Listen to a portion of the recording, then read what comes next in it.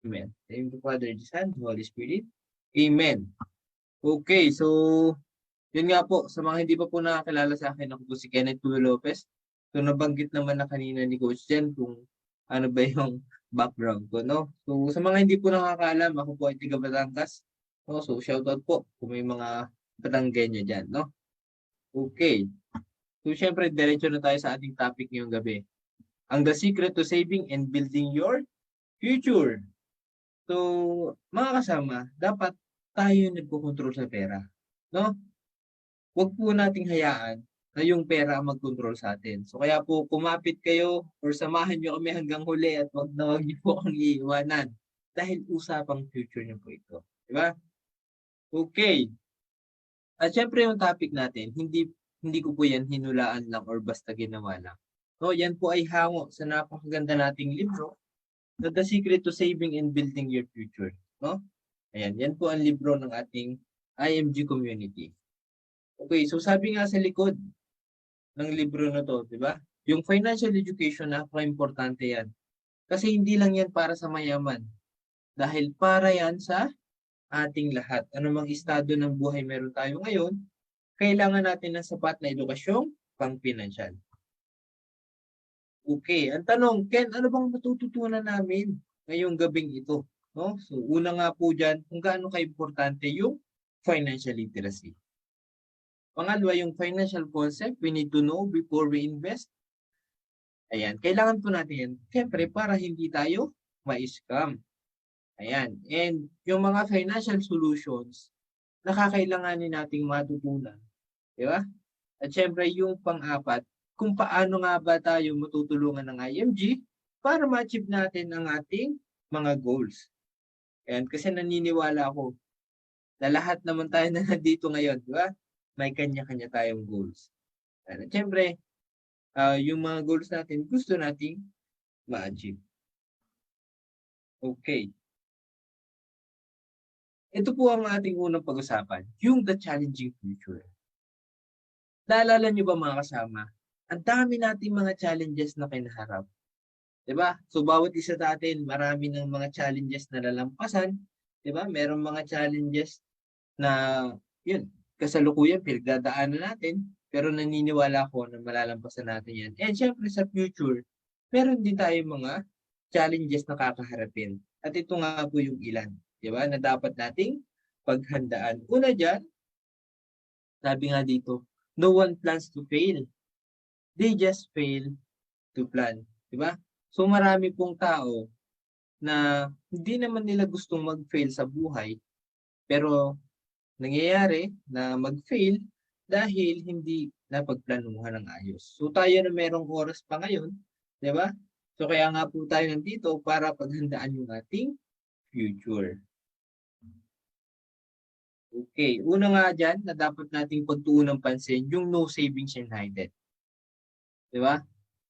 So, alam niyo ba mga kasama, na dito pa lang, napakalaki po ng impact nito. Di ba? Lalo pag-usapang retirement.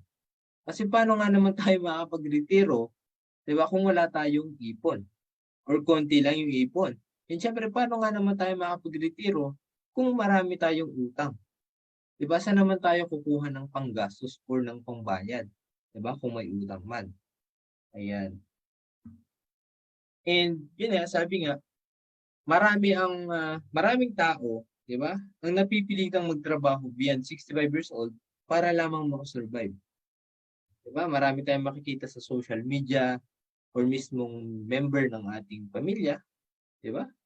Na nakakaranas ng ganitong sitwasyon. Siguro, or malamang, meron silang mga dahilan katulad ng baon sa utang kaya hirap mag-retiro.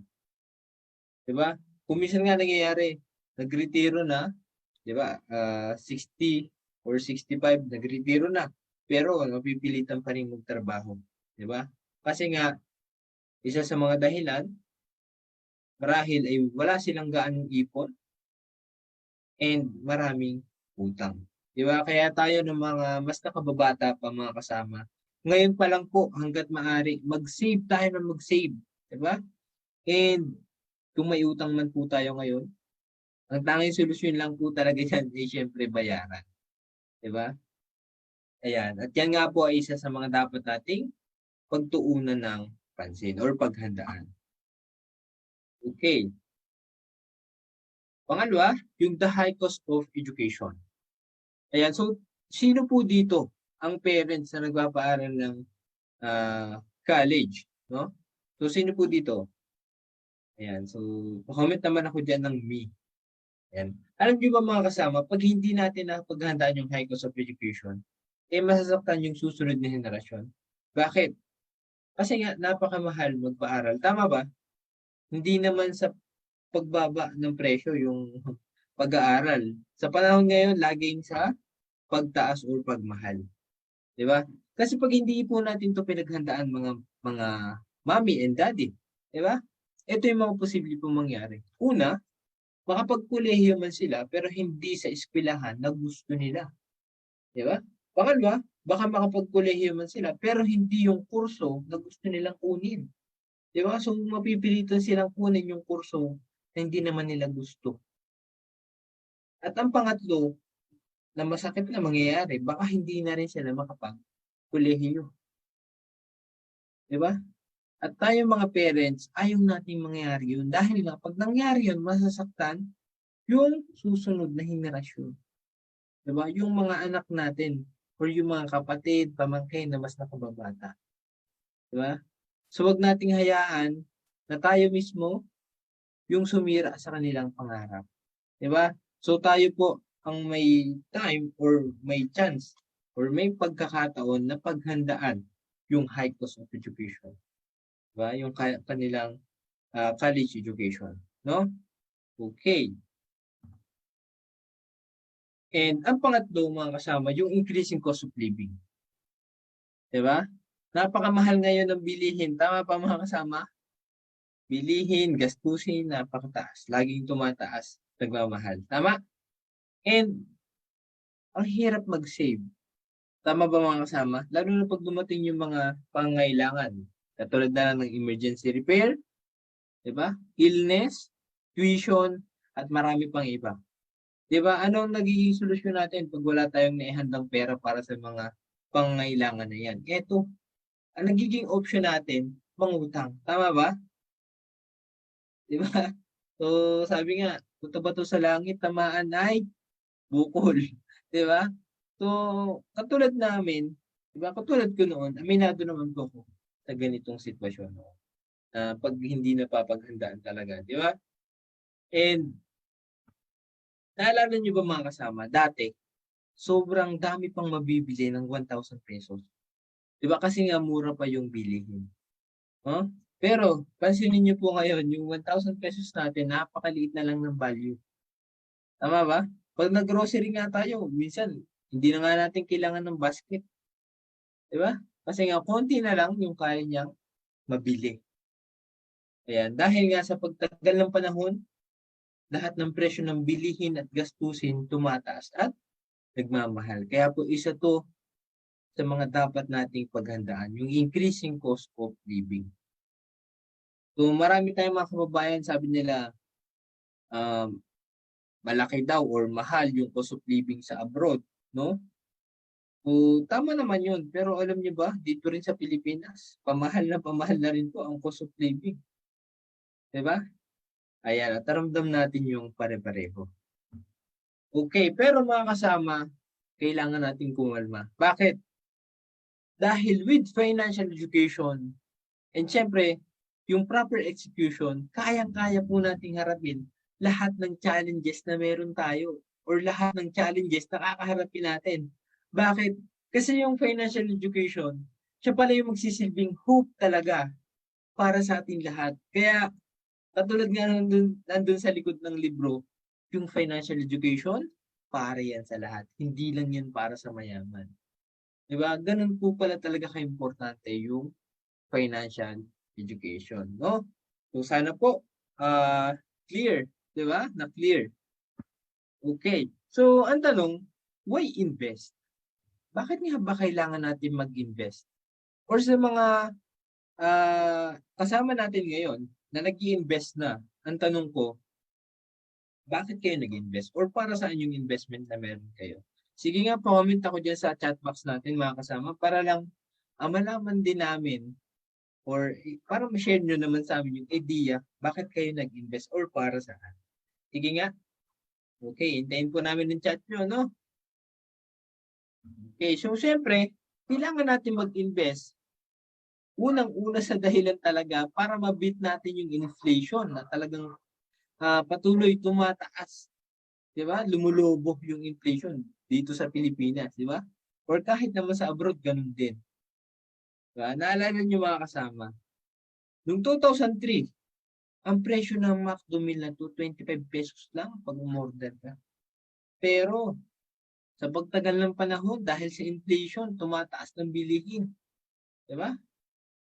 Noong 2019, 142 pesos na ang presyo ng McDo meal na to. Nakita nyo po yung diferensya?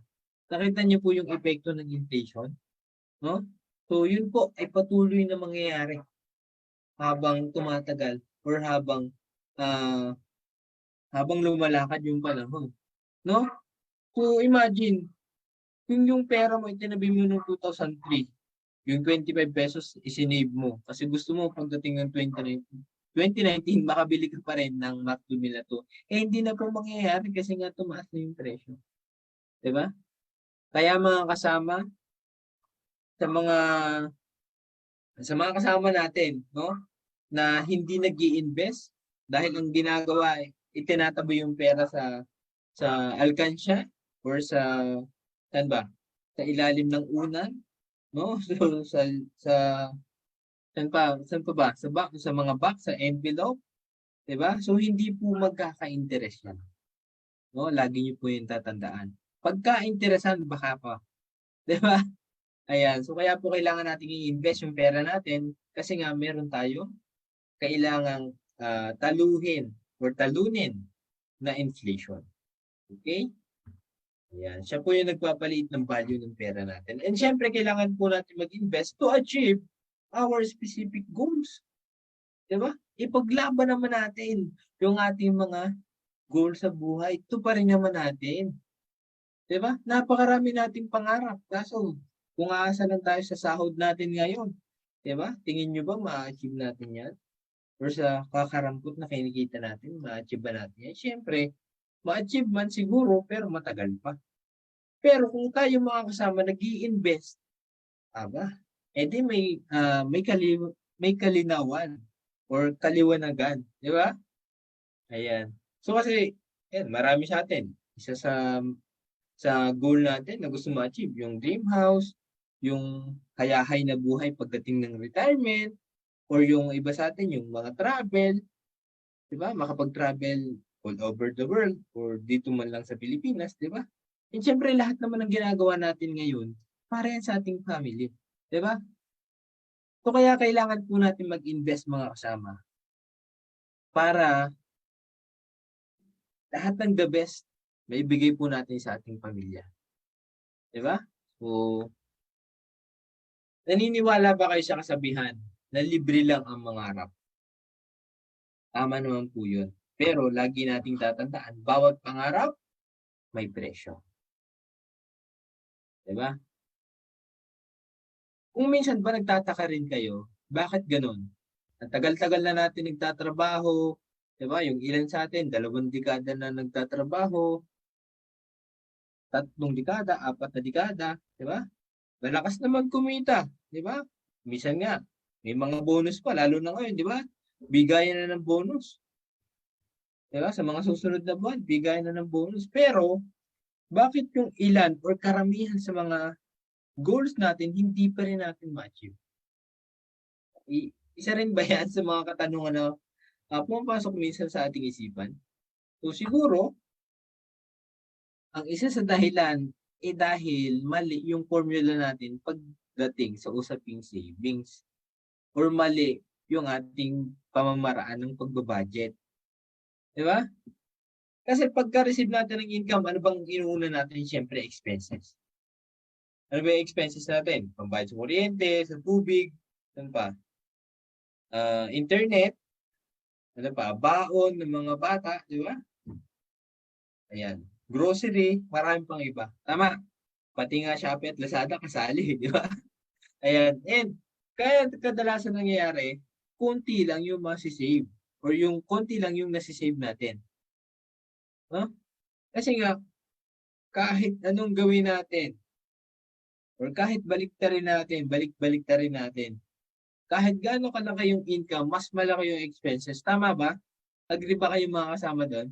Agree ba kayo? Ayan. Kaya kadalasan nangyayari, konti lang nasisave. Or minsan pa nga humahantong na wala talaga nasisave.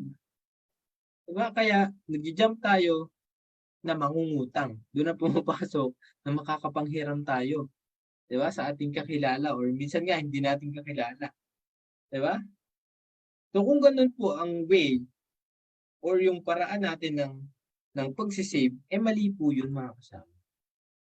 Kasi hindi talaga tayo makakaipon. Makaipon man konti lang pero magagalaw pa rin natin. Diba? Ang tanong, Ken, may tama ba talagang pagsisave? Or may tama ba talagang paraan para makapag-save? Ang sagot po is a big yes. Dahil dito po, sa International Marketing Group, ito po ang community na kung saan itinuturo yung tamang pagsisave. Yun nga po yung formula na pay God and yourself first. Una, pagka nakareceive tayo ng income, kailangan natin bawasan siyempre. Una, mag-invest tayo sa ating tithes. Di ba? Or ito yung tinatawag na love offering. Di ba? Mag-invest tayo para kay Lord. Di ba? Yung 100% na income na natatanggap natin, naniniwala ang community na hindi lahat yung para sa atin. Kaya tayo na-bless ng ganito kasi para maging blessing din tayo sa ating kapwa. Di ba? Okay. And syempre, pangalawa na dapat natin gawin, pay yourself first. Bayaran natin ng 20% ang ating sarili. Bakit? Kasi sino ba nagpakapagod, nagpakapuyat, di ba? Para lang kumita ng ganyang klase ng income or ng ganyang income. Di ba? Yung iba pa nga sa atin, umaalis ng bansa, iniiwanan ng pamilya, di ba? Pansamantala para kumita ng pera. Di ba? Tulad nga po na nabanggit, ako po, dati rin po akong OFW. Naranasan ko po yan. No? So, wag po nating lahat gastusin yung kinikita natin. Magtabi po tayo para sa sarili natin. Dahil darating yung time na hindi na natin kaya magtrabaho. Or sa mga OFW, darating yung time na uuwi ka rin sa Pilipinas. Kaya kailangan mag-save po tayo para sa ating sarili. And syempre, dapat po i-invest, katulad ng nabanggit natin kanina. Diba? Para naman yun sa ating future. Okay? And yung 70% na natira, dun po natin pagkakansyahin yung ating expenses and lifestyle. Diba? Okay. So kung sasabihin, Ken, ang hirap naman na pagkasyahin yung 70% for the expenses. Kasi yung 100% ka kanina, hindi na nagkakasya. No? So, ito po yung prosperity formula mga kasama, yung 10-20-70. No? Para po malaman nyo kung paano ba talaga yung dapat gawin or paano ba talaga dapat sundin itong prosperity formula, mas maganda po maka-attend po kayo ng financial workshops natin na kinakandak every Saturday and Sunday. No? So, dun po talaga kayo mas matututo. Ayan. So, kumbaga, ibinigay ko lang po ngayon yung konting idea. No? Para lang po may idea kayo ano ba yung nilalaman ng mga workshops natin. Okay. So, sabi nga ni Warren Buffett, do not save what is left after spending. Spend what is left after saving. So, sa madaling sabi, diba? Unahin natin magtabi bago tayo gumastos. Hindi yung pagka-receive ng income, gastos tayo ng gastos. Matira, isi-save. Diba? So, clear po ba? Okay. Alamin naman natin, paano ba talaga nag-work yung pera? Kasi ang alam natin, mag-work para kumita ng pera. Pero, alam nyo ba mga kasama? Yung pera po, nagtatrabaho din yan. Alam nyo ba, na yung pera mas masipag pa yan kaysa sa atin? At alam niyo ba na yung pera, hindi nagrereklamo yan. Hindi nga yung nagdadahilan eh. Hindi nga yung nagli-leave. Di ba? Hindi yan nagsisick leave. Na kunyari, may sakit. Di ba? So, yung pera, tuloy-tuloy siya nagtatrabaho. Hindi napapagod yan. 24/7. Di ba? Hindi yan uma-absent. Dapat alam lang natin kung paano nga ba magtatrabaho yung pera para sa atin. Okay? Excited ba kayo? Pa-thumbs up naman ako dyan. Okay. Ito po yung tinatawag na the power of compound interest. Yung rule of 72, na kung saan, para malaman mo yung interest or para malaman mo kung kailan ba dodoble yung pera mo sa isang investment, i-divide mo yung 72 doon sa interest rate or sa rate of return na kayang ibigay ng investment na yun. Para malaman mo kung ilang taon siya dodoble. Diba? Okay, so para mas clear, meron po akong inihanda na types of financial vehicles. Bibigay ng 4%, 8%, and syempre 12%. Okay. For example, ito kalimitan ginagawa natin, no? Pag nagkapera tayo, syempre ilalagay natin ang pera natin sa bank. Tama ba? Or ilalagay natin time deposit. So, for example, ang kayang ibigay na interest rate ng time deposit ay 4%. So, i-divide natin, 72 divided 4 equals 18. Ibig sabihin, kada 18 years pala, dodoble yung pera natin kung sa time deposit tayo maglalagay ng pera. Diba? For example, 29 ka ngayon. Diba? Tapos meron kang 100,000, nilagay mo siya sa time deposit. Na kada 18 years, dumodoble. So, meaning pala, pag nag-retire ka at 65, meron ka ng 400,000 pesos.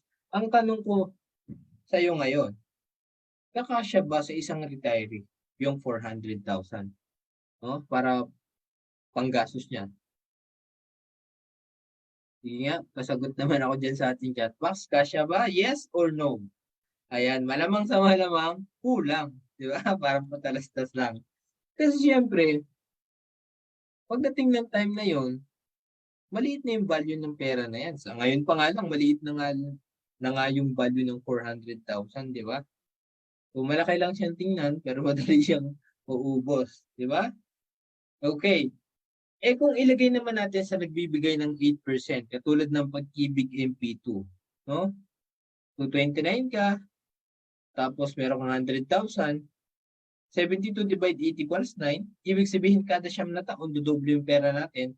So, meaning pala, pag nag-retire ka at 65, meron kang 1.6 million pesos. Ang tanong ko kasama, yung 1.6 ba na million ay kakasya sa isang retiree? Diba? Siyempre, nandyan inflation, kailangan natin ng regular check-up. Ayan, nabulol na. Kailangan natin ng pang-maintenance. So, kulang. Diba? Kukulangin pa rin.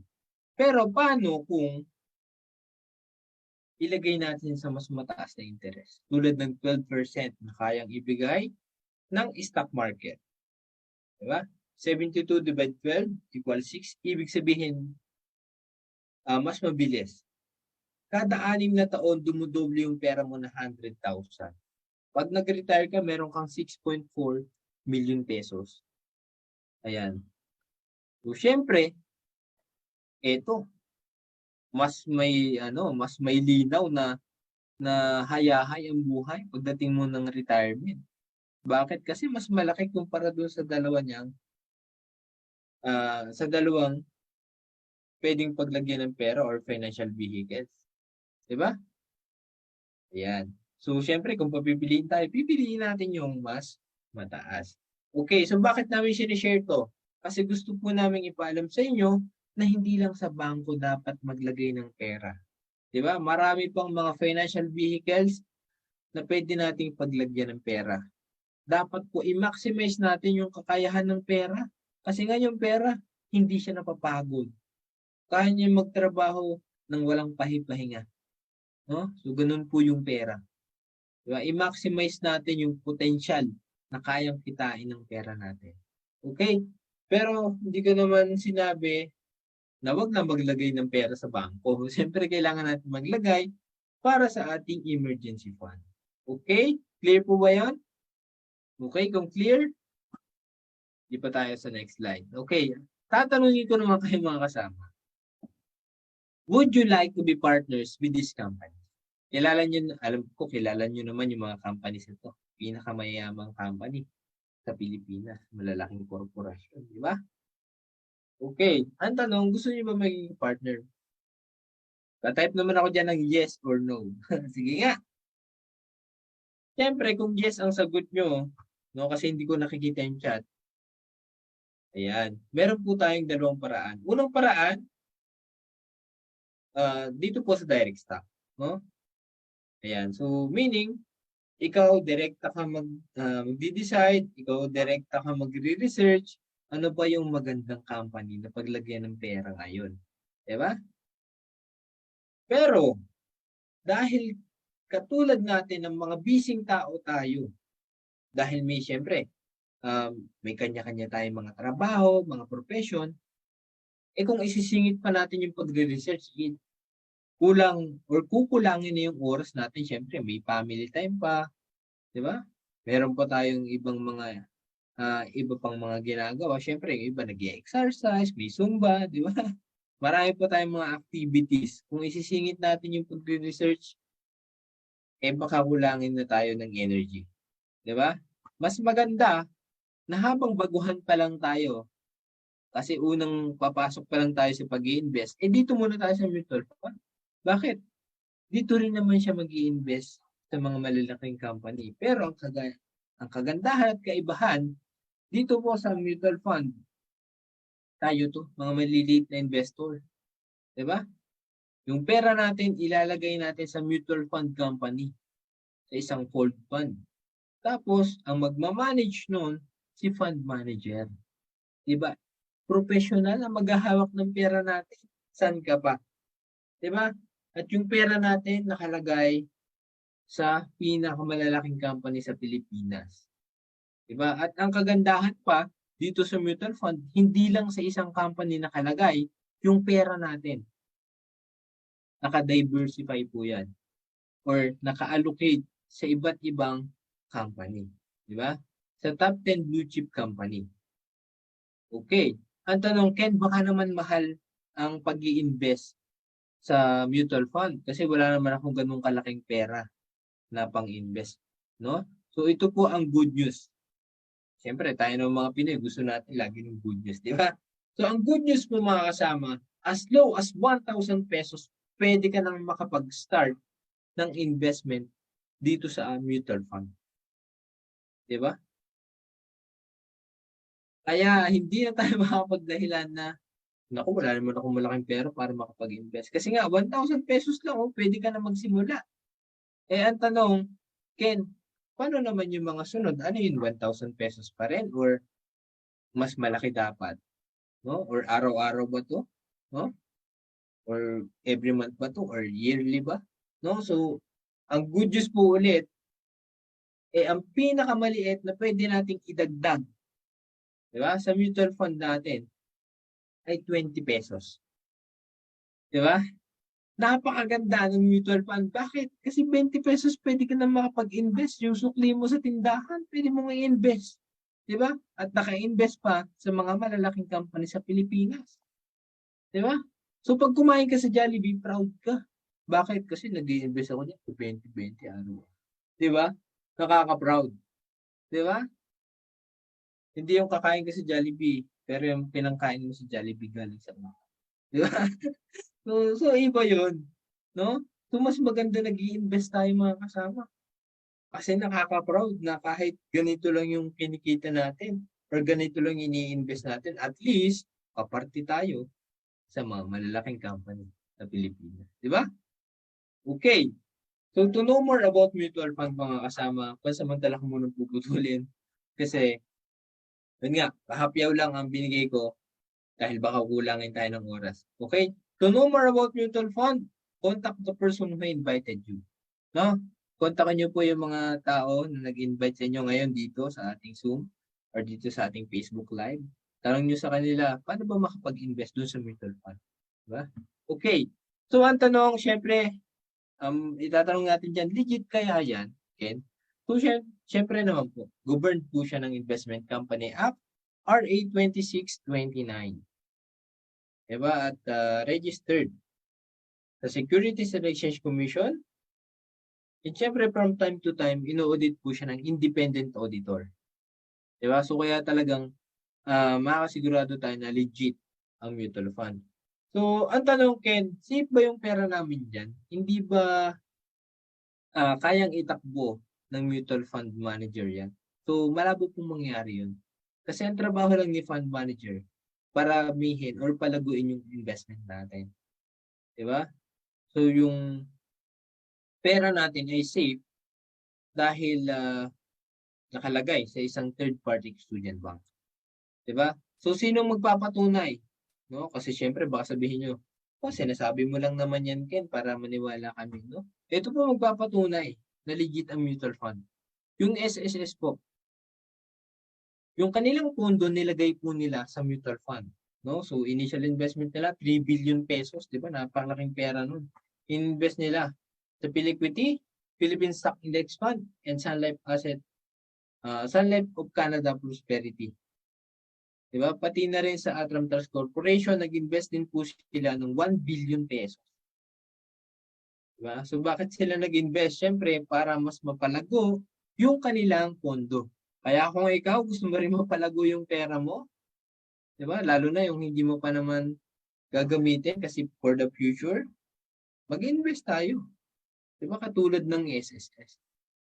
Diba? Ang tanong, Ken, paano naman makapag-invest dyan sa mutual fund?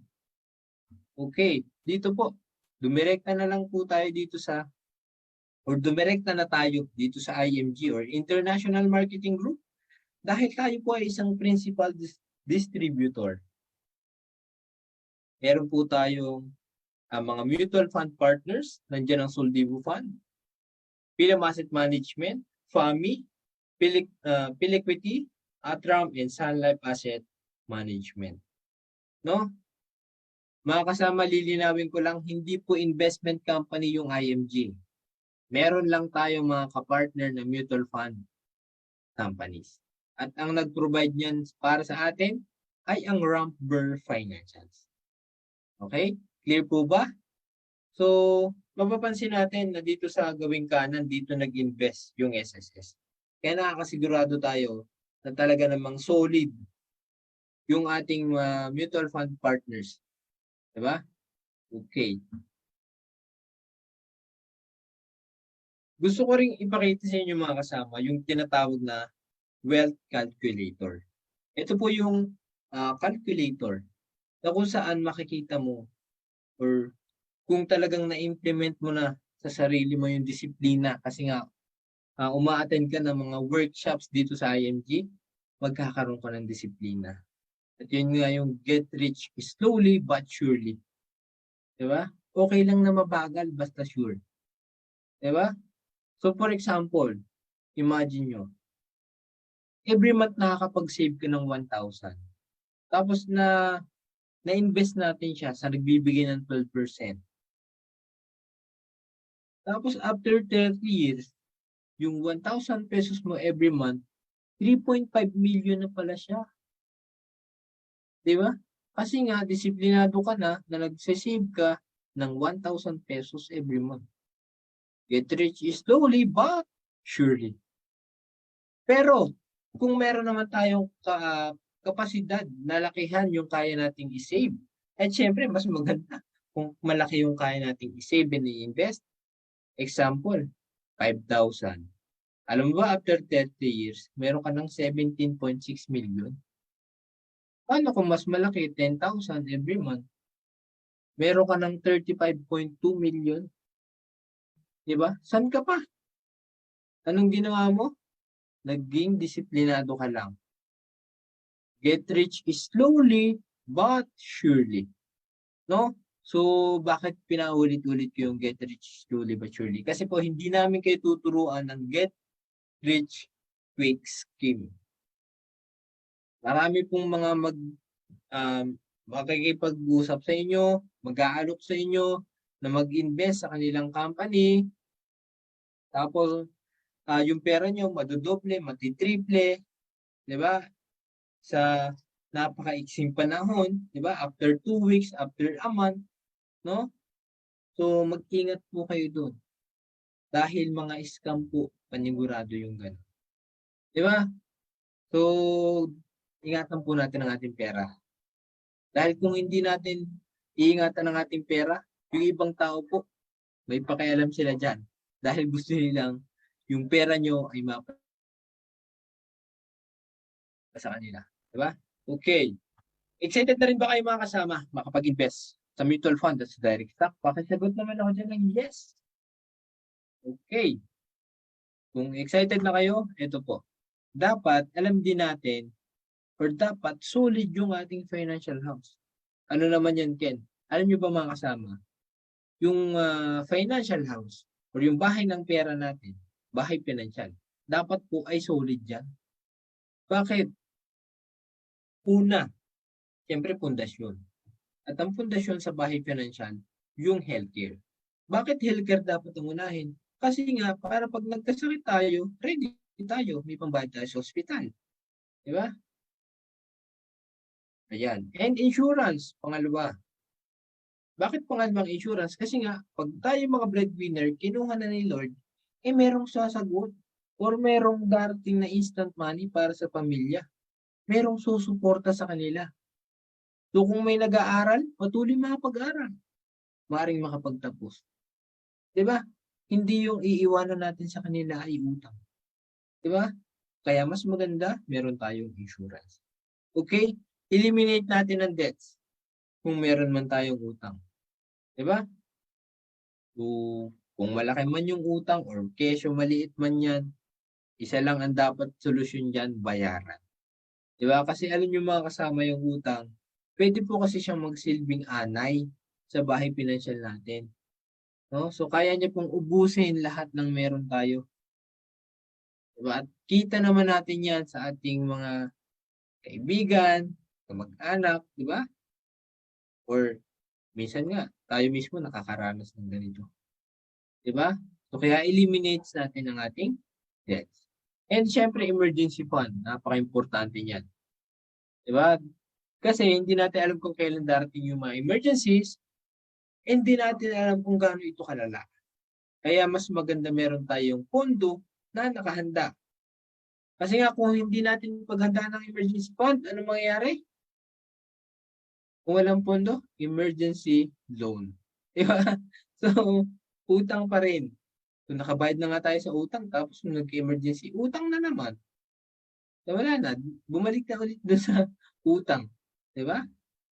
So, kaya dapat meron tayong emergency fund. And syempre, investment. Ito yung palagi nating gustong-gusto. Di ba? So, sino ba namang aayaw sa investment? Syempre, kaya dapat natin paghandaan na mag-invest dahil magre-retiro tayo. Kailangan natin ng pondo. Di ba? Okay, so dapat po clear na solid dapat ang ating financial foundation. So bakit ganun ang pagkakasunod-sunod? Kasi mga kasama, kung wala tayong healthcare, wala tayong insurance, baon tayo sa utang tapos wala pa tayong emergency fund. Kasi nga inuna natin, puro tayo investment. Di ba? Hindi natin sinulid yung financial house natin. Isang ihip lang po ng hangin. Kayang-kaya tayong pabagsakin or yung ating solid financial house or yung ating financial house. Diba? At anong makapagpabagsak dyan? Ito po, yung nakakagulat na medical expenses. Diba? Marami tayong kakilala or nakita sa social media or mismo kapamilya. Diba? Bagang binawian ng buhay. Hindi dahil walang gamot, walang doktor, or wala ng kagamutan sa sakit. Kundi wala nang pambayad. Tama? Okay, so kaya po kailangan natin paghandaan yung ating healthcare para sa sarili. So, Ken, okay naman ako. Meron naman akong PhilHealth. Good. Maganda po yan para sa inyo na meron kayong PhilHealth. No? Binabati ko po kayo ng congrats. Pero mga kasama, hindi naman lahat 100% covered, nako-cover ng PhilHealth. Di ba? Yung natirang amount, kayo po ang mag-shoulder. Diba? So, minsan, ang nako-cover lang ng PhilHealth, 20 or 30%. Diba? Swerte na nga kung makapag 50% na cover ng PhilHealth. Diba? Pero paano kung yung natira na babayaran 100,000? Sige nga, anong mangyayari? Mangungutang tayo, pambayad dun sa hospital na natira, hospital bill na natira. Diba? Kaya po dapat meron tayong sarili nating healthcare. Kung may healthcare man tayo ngayon sa company natin na ating pinagtatrabahuhan, good. Pero dapat pa rin talaga meron tayong healthcare para sa ating sarili, personal. Bakit? Kasi hindi naman habang buhay, diyan ka sa trabaho mo. Di ba? Paano kung inalis ka na ng boss mo? Wala ka ng healthcare. PhilHealth na lang ang meron ka. Mag-shoulder ka ng ganun kalaki. Di ba? Okay. So at alam naman natin yung kinakaharap ng PhilHealth ngayon. Di ba? Maraming hospital na nagsara, lalo ng pandemic kasi nga hindi na kayang bayaran ng PhilHealth. Okay? And syempre gusto ko rin pong i-share sa inyo itong tinatawag na X-curve concept. Ito po yung isa sa pinakamahalaga at importanteng konsepto na dapat nating matutunan. Kaya kung ikaw, medyo inaantok na ngayon, no, umupo ka ng maayos. Di ba? Para matutukan natin at malaman natin kung gaano kahalaga yung X-curve concept. Ito po yun. Yung blue line, siya yung pataas, money line, and ito yung responsibility line pababa. Nung mga bata pa tayo, wala pa tayong ganong ipon. Diba? Ang masakit ay hanggang ngayon. Okay. And syempre, napakataas na ng ating mga responsibilities. And ang target naman talaga natin, pag umidad tayo, malaking savings. Diba? And hindi man mawala yung ating responsibilities, at least mapababa man lang natin. Diba? Ano ba yung mga responsibilities natin? Tulungan niyo ang mga kasama. Food, shelter, clothing, education, health, debts, at loans. Diba? Pero ididiin ko dito mga kasama is yung health. Bakit? Kasi syempre healthy tayo. Dapat. Para magkaroon tayo ng tinatawag na active income. Kasi kung healthy ka, kaya mo magtrabaho para kumita ng pera. Tama ba? Okay. So yun ang ginagawa natin ngayon. Pero, dapat ngayon pa lang alam na rin natin yung pangalawang klase ng income. Yung passive income. Nabaliktad na. Yung pera na ang magtatrabaho para sa'yo. Diba? Bakit? Kasi pag edad natin, ganun pa rin naman. May mga pangangailangan pa rin tayo. Kailangan natin ng food, shelter, clothing, education, health, at dapat debt-free na. Diba? Pero health pa rin ididiin ko mga kasama again. Bakit? Kasi hindi naman tayo mga robot. Pag tayo umidad, nandiyan na, magre-reunion na yung mga sakit-sakit natin. Diba? Sa ngayon, di natin alam kung ano magiging sakit natin pag edad. Diba? At syempre, yung sakit, wala yung pinipiling edad. Tama ba? Okay. And alam niyo ba mga kasama, sa word na life, may if yan sa gitna. And sa buhay natin, merong tatlong if na hindi natin kayang iwasan. Pero, hindi man natin siya kayang iwasan, kaya naman natin siyang paghandaan or pwede naman natin siyang paghandaan. Okay. Unang if, what if we die too soon? Diba? Knock on wood, wag naman sana. Pero, what if? Diba? Tayo mga breadwinner, dapat ma-realize natin, paano nga kaya, diba? Kung kunin na tayo ni Lord. Diba? Paano yung pamilya nating maiiwan? Mahal na mahal natin sila. No? So, doon na po pumapasok kung gaano ka-importante na yung breadwinner, meron dapat protection para sa pamilya. At anong tawag doon sa protection para sa pamilya? Yung insurance. Diba? Bakit? Kasi yung insurance po yun yung instant money matatanggap ng family once na nawala si breadwinner. Diba? Kaya kung iniisip nyo na yung insurance gastos lang, mali po ang iniisip nyo. Ngayon po itatama natin yung iniisip nyo na yan. Na yung insurance po, yun po ay proteksyon para sa ating pamilya. Kasi instant money matatanggap nila yan. Makakapag-survive sila kahit wala na tayo. Di ba? Hindi yung utang ang iiwanan natin sa kanila. Diba? Kung may nag-aaral nga, patuloy na makapag-aral. Diba? Dahil may income replacement. Okay, so sana po naging clear. Okay, pangalawang if, what if we live too long? Siyempre, kahit naman ako itong pipiliin ko, di ba? So, paano kung baliktad? Hindi pa tayo kinuha ni Lord, sige lang, mabuhay ka hanggat gusto mo. Pero, may consequence pa rin yun. Siyempre, kailangan pa rin natin ng pera. Di ba? Problema pa rin yun, pera pa rin. So, ang gawin naman natin, paghandaan natin yung proteksyon para sa ating sarili. At anong gagawin proteksyon para sa sarili? Magkaroon ng investment. Bakit investment? Kasi pag tumanda tayo, hindi natin alam kung yung mga tinulungan natin or yung family natin ay tutulungan din tayo. Hindi natin sure. Pero kung meron kang investment, wala mang pakialam sa atin, ang ating mga kapamilya, okay lang. Bakit? Kasi kaya ko namang magbayad ng private nurse, kaya kong magbayad ng caregiver, di ba? And alam niyo mga kasama, pag umidad tayo, tapos meron kang investment, imagine mo ganito mangyayari. Lola, dito ka na po muna sa amin kasi gusto namin kayong makapiling. Pero sa likod nun, kaya nila tayo inaalagaan, inaaruga kasi alam nilang merong mamamana. Di ba? Pero kung wala tayong investment, lola, dun ka muna kina tita, kina tito, or kina kuya, or kina ate. Wala na kasi kaming pera, pang suporta.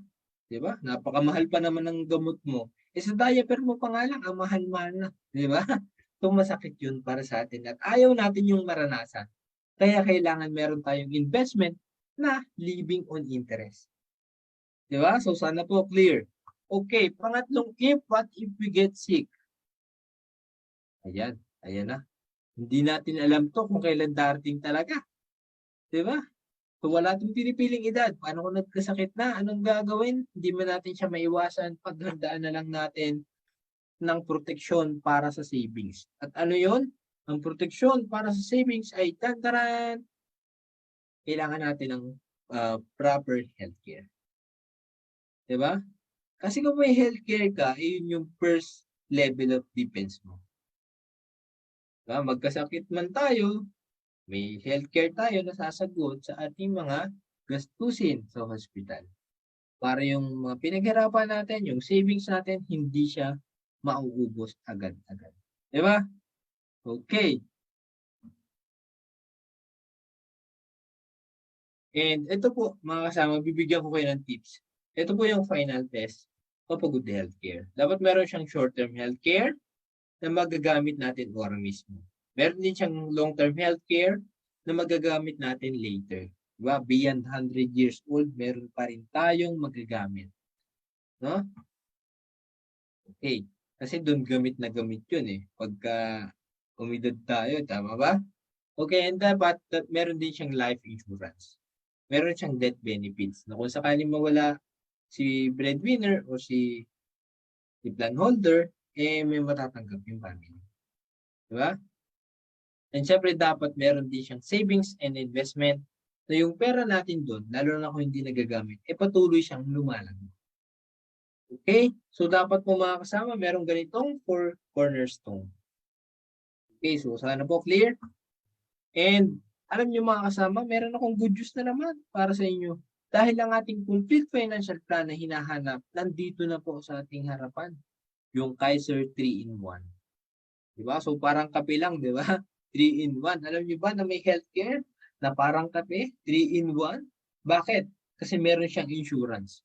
Life and accident insurance na magpoprotekta sa atin if we die too soon. Or magpoprotekta sa ating family if we die too soon. And meron din siyang healthcare, long-term healthcare na magpoprotekta sa ating sarili if we leave tulong. Di ba? Napakaganda. At syempre, meron din siyang investment. At yung investment niya, mutual fund. Na let your money works for you na. Di ba? Palakpakan naman dyan. Okay? So, bakit napakaganda ng Kaiser? Ang tanong, sino ba si Kaiser? Ito po ay isang HMO. Hindi po siya insurance. So, siya po ay HMO na merong libreng insurance. Okay? And accredited din po sa Department of Health, Bureau of Health Facilities and Services. Siyempre, naka-register sa Securities and Exchange Commission. Ito po yung healthcare provider na merong authorized capital stock of 160 million pesos. So, nahigitan niya pa po yung requirement na authorized capital stock. Kaya napakaganda ng Kaiser. And, sino naman gumagamit ng Kaiser? Ito po. So, siyempre, hindi naman tayo papuhuli. Hindi naman tayo putyo-putyo lang. Kasi ang gumagamit ng Kaiser, sino? Ang two main branches ng ating government. Supreme Court of Judiciary and House of Representatives for the Legislative. Pati na rin ang Department of Agrarian Reform. Kaiser din po ang gamit nila. Diba? At marami pang sangay ng gobyerno na Kaiser po ang kanilang ginagamit na healthcare. Diba? So, kung gusto niyo po ng healthcare, anong gagawin? Direkta po ulit kayo sa International Marketing Group. Kasi po, kami po ang exclusive na broker ng amazing healthcare products na po. So, siguro naman yung mga congressman and justices and lawyers ay mas magaling pa sa atin mag-imbestiga. Diba? So, lagi nating tandaan, Kaiser is now the #1 name in healthcare. Okay, ang ganda pala ng Kaiser. Bakit? Kasi you can start to build your solid financial foundation na. Dito sa Ultimate Kaiser Health Builder, bakit? Builder na nga siya. Kasi meron siyang long-term healthcare. At alam niyo ba, covered tayo yan beyond 100 years old. Diba? Hindi na natin aalalahanin pang hospital natin kasi meron tayong health card. Meron din protection. Life insurance, 20-year term life insurance. Merong emergency fund, yung family assistance service. Meron ding investment, 3% to 10% compounding annually. Diba? So, ang tanong ko sa inyo, sulit ba pag nagkaroon ng Kaiser? Diba? Sulit, diba? Hindi lang sulit, sulit na sulit. Diba? Okay, bakit ko nasabi? Kasi ako po merong sariling Kaiser policy plan. Diba? K100 po yung sa akin. Okay, and to know more about Kaiser, contact the person who invited you, no? Magpa-financial check-up po kayo para malaman nyo kung anong plan ba yung tugma para sa inyo. Okay? Okay, si Pedro, ginagawa niya ang lahat ng kanyang makakaya para sa mahal niyang pamilya, para madala sa komportabling buhay or doon sa pinapangarap na luxury level. Pero, pag nawala ang breadwinner na si Pedro, dahil wala man lang siyang, hindi niya napaghandaan, di ba? Walang proteksyon. Kawawang pamilya, babalik sa poverty level. Pero, si Juan, ginawa niya lahat ng makakaya para madala sa komportableng buhay ang pamilya, pero pinaghandaan niya. Meron siyang healthcare, meron siyang insurance, mawala man siya sa mundong ibabaw, masaya ang pamilya, mananatiling komportable sa buhay. Diba? At maaring makarating doon sa pinapangarap na luxury level. Diba? Okay. May tanong po ako mga kasama. Pag nag-retire ka, alin ka dito? Ikaw ba katulad ni tatay, barya lang ang binibilang? Or katulad nila, masaya, sama-sama, kahit saan pumunta, kayang-kaya. Diba? Dahil may choice ka. Okay, so alin po kayo doon mga kasama? Okay. Paano naman tayo matutulungan ng IMG para ma-achieve ang ating dreams? Ito po, ito na. Nagbigay ng 3 E ang IMG. No? So una po, education. Dahil IMG provides financial education sa lahat ng aspects of personal finance. Nakaka-receive po tayo ng unlimited training, support, to manage and invest and protect your money. Diba? Dito pa lang po sa unang sulit na sulit po talaga ako po at kami po ang makakapagsabi sa inyo. Diba? Okay, pangalawang execution. Bakit kasi hindi lang tayo tuturuan dito? Ituturo rin sa atin kung saan natin dapat ilagay or tamang paglagyan ng ating mga pisong pinaghirapan. Dahil may access tayo sa mga financial products and services na kakailanganin natin, lalo na pag nag-build tayo ng solid financial foundation. Diba? Hindi na tayo lalayo pa. Bakit? Kasi si IMG, one-stop shop na siya pagdating sa financial industry. Diba? Okay. Pangatlong entrepreneurship. No?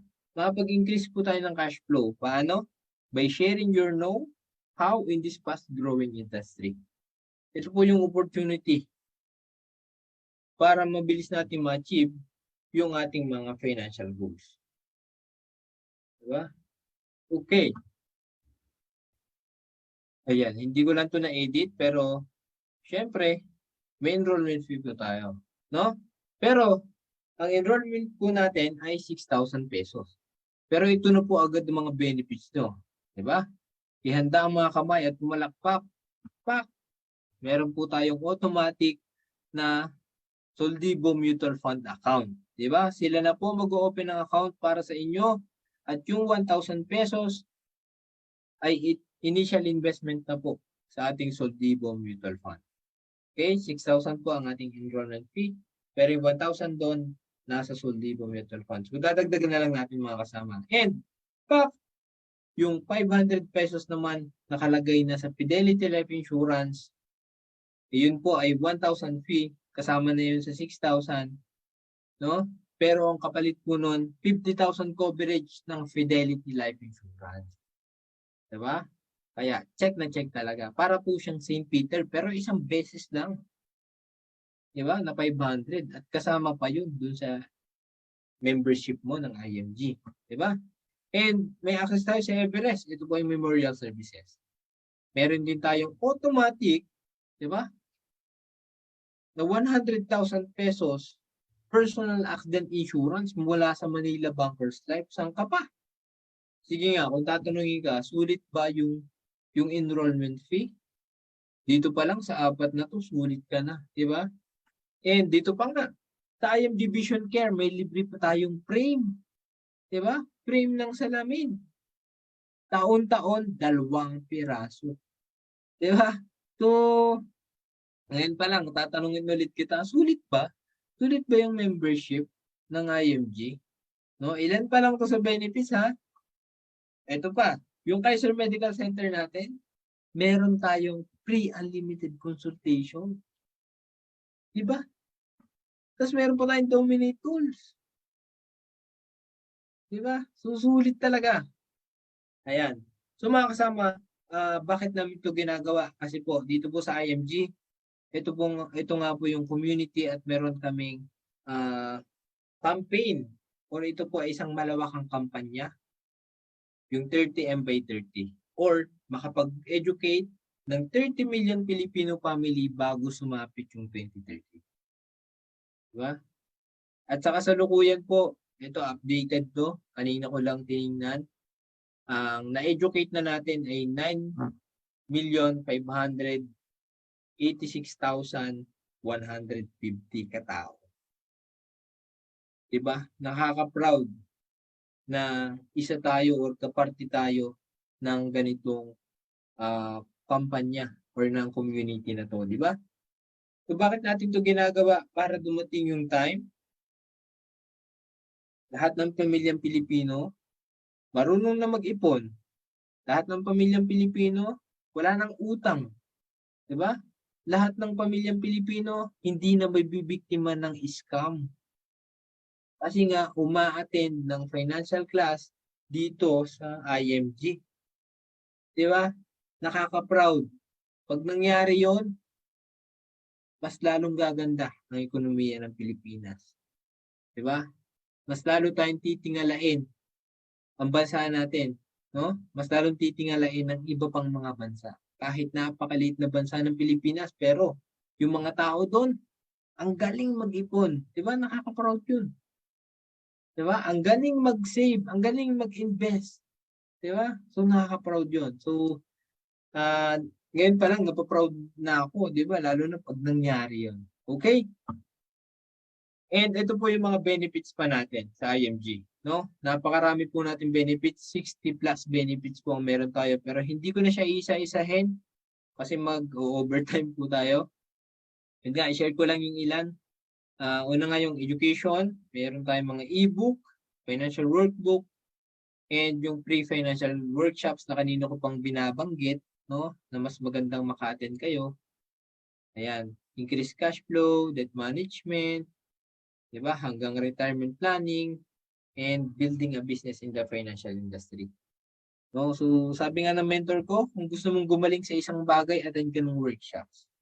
So kung gusto mong gumaling sa usapang financial, attend ka ng free financial workshops ng International Marketing Group. 'Di ba? Okay. So hindi ko na po isa-isahin mga kasama dahil kukulangan tayo ng oras. Itanong nyo na lang po sa person na nag-invite sa inyo kung ano pa yung ibang benefits ng pagiging IFG member. Okay? So sa mga kasama natin na nasa abroad, OFW, meron tayong international members na ito pa yung mga exclusive benefits. Merong worldwide protection. Diba? Accidental death, 500,000. Merong burial benefit, accidental medical reimbursement, acts of terrorism, 600,000. Unprovoked murder and assault, 600,000. And yung accidental disablement benefit. Ma-aksidente na disable, may kalakip na pera, diba, na matatanggap mula sa IMG. Okay? And yung additional feature, yung repatriation service. Kung saan si IMG member, kung sakaling binawian ng buhay sa ibang bansa, si IMG na po or si Everest na ang bahala makipag-connect sa nasa abroad, no? Para mapauwi ng mas mabilis and mas maayos yung labi ng IMG member. No? So, kaya talagang nakaka-proud kapag IMG member. Bakit? Kasi ang hatid talaga ng IMG sa bawat IMG member ay peace of mind. Diba? Dito pa nga lang sa repatriation service, anong gagawin ng pamilya na, na nawalan ng mahal sa buhay? Lilinisin na lang ang bahay, tapos pirmi na, iiyak na lang. Diba? So, ayan. So, ginawa ko ng biro pero at least merong peace of mind. Diba? So, kaya ikaw, kung hindi ka pa IMG member, tapos gusto mo ng peace of mind, be an IMG member. Okay? So, kung gusto nyo rin po ng additional na income, no, pwede nyo itong gawing part-time, yung IMG, pwede nyo rin po siyang gawing full-time. No? Okay. So, ano bang dapat natin gawin? Siyempre, dapat i-share natin yung blessing na napakinggan natin ngayong gabi na to. Diba? I-share natin sa ating mga mahal sa buhay. Diba? Kasi, hindi pwedeng ikaw lang yung marunong mag-handle ng pera. Kasi pag ikaw lang, yung family mo hindi marunong, uutangan ka niyan. Diba? Kaya, dalhin nyo sila dito sa ating community ng mga savers and investor para pare-parehos tayo ng mindset. Okay? Okay. Ito po yung IMG Business System. Siyempre, kailangan natin mag-join. Be an IMG member na sulit talaga. One-time fee, 6,000 pesos. Siyempre, kailangan natin mag-own ng ating Kaiser. Diba? I-secure natin ang sarili at ang ating family. Meron tayong Kaiser. And siyempre, i-share nga natin sa mga taong gusto natin tulungan. Sino ba yan? Yung ating kaibigan, kapamilya at kakilala. Okay? And take note, meron po tayong renewal fee. 1,500 every year. Diba? So, bakit kailangan mag-renew ng accreditation? Siyempre, para po ma-maximize natin yung ating napakaraming benefits, 'di ba? 60 plus benefits. Okay? So, maalala ko ng mga kasama, nung nag-join ako 2020, ang benefits pa lang noon 38. Pero ngayon, 'di ba? 3 years yung dumaan. Ayan na, 60 plus na. Di ba? Nakakatuwa, nakaka-proud lang. Okay. So ito po yung mga tao sa likod ng IMG. Corina Sanchez, ang ambassador ng IMG. Sa Manila Bankers Life, si Boy Abunda. Ayan. So dati po sa Kaiser si Ma'am Sharon Cuneta. Pero ngayon po ang ambassador na natin ay si Daniel Padilla. Di ba? And alam nyo ba sa campaign natin na to, kasama na rin po natin si Senator Rapi Tulfo. Diba? Kaisa na natin, kakampi natin, at kasama natin sa kampanyang ito. Diba? Ayan, para may sulong ang financial literacy campaign natin. Okay? And ito po yung mga founder ng IMG sa gawing kanan, Sir Joen de las Peñas. Sa gitna, Sir Bart Borja. At sa kaliwa, Sir Noel Arandilla. And maraming salamat po mga kasama. Muli ako po si Coach Ken from Talisay, Batangas.